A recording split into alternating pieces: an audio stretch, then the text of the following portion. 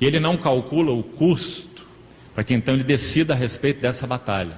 Senão envia um embaixador pedindo condições de paz. Conhecer o custo e o conflito é essencial para que nós prossigamos e avancemos para o pleno propósito de Deus.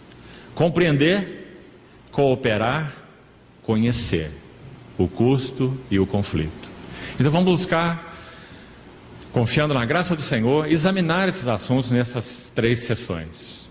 Primeiro, antes de entrarmos no primeiro aspecto, compreender aquilo que Deus está ocupado, ou, em outras palavras, compreender o pleno propósito de Deus, vamos falar sobre algumas coisas que assumem um lugar significativo, importante, nesse pleno propósito de Deus, mas não são, em si mesmas, o pleno propósito de Deus.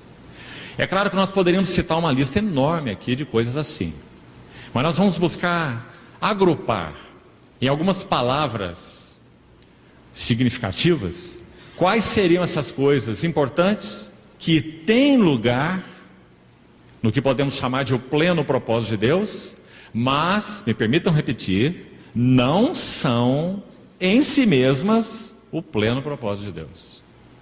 Então vamos citar algumas delas, porque compreender o negativo vai nos ajudar a entender o positivo. O que não seria o pleno propósito de Deus, mas que realmente interessa ao coração do Senhor, porque na verdade todas as coisas que nos tocam interessam ao Senhor.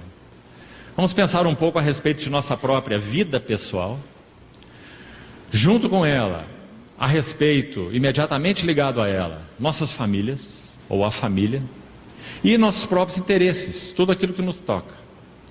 Muitas vezes usamos essa expressão, nossos interesses, com sentido negativo, e há um aspecto em que está correto fazer isso.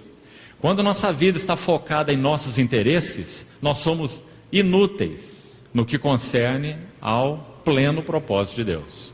Mas é claro, irmãos, há um sentido em que nossos interesses, eles são absolutamente legítimos, considerados pelo Senhor, e o Senhor tem atenção a eles, o que podemos chamar de nossos interesses. Por exemplo, o Senhor tem atenção à nossa vida pessoal, o Senhor tem atenção ao nosso trabalho, Deus não o desconsidera. Nós podemos e devemos orar ao Senhor pelo nosso trabalho, para que Ele nos oriente, abra portas que não são da sua vontade, que são da sua vontade, feche portas que não são da sua vontade, nos dê discernimento espiritual naquilo que toca nosso serviço, nosso trabalho. Precisamos orar sobre isso. Devemos orar sobre o pão nosso de cada dia. Veja a simplicidade do Senhor. O pão nosso de cada dia nos dá hoje. Isso é uma prova de que o Senhor sim está ocupado com os nossos interesses.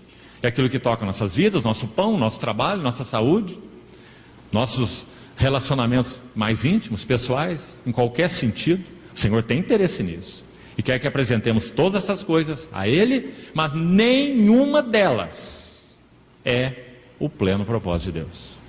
E nem podemos dizer que agrupando, reunindo todas elas juntas, cuidando de trabalho, cuidando de família, cuidando de saúde, cuidando de coisas, servindo ao Senhor da melhor maneira que pudermos, e então todas juntas são o pleno propósito de Deus. Também estaríamos errados, segundo a Bíblia.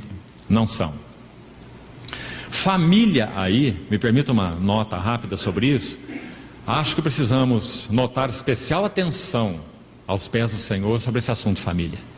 Porque, queridos irmãos, tenho servido o Senhor há quase 40 anos.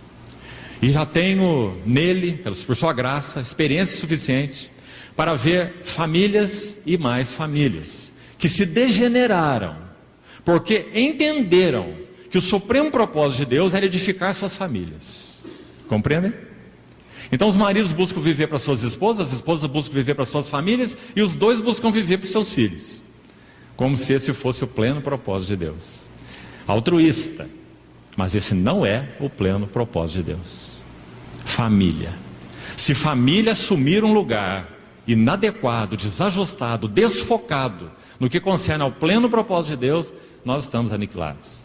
Nós nem mesmo conseguiremos edificar nossas famílias, e mais, nós nos perderemos no que concerne a nossa vida com Deus, ao nosso serviço a Deus, porque nós colocamos algo que não é o centro no centro.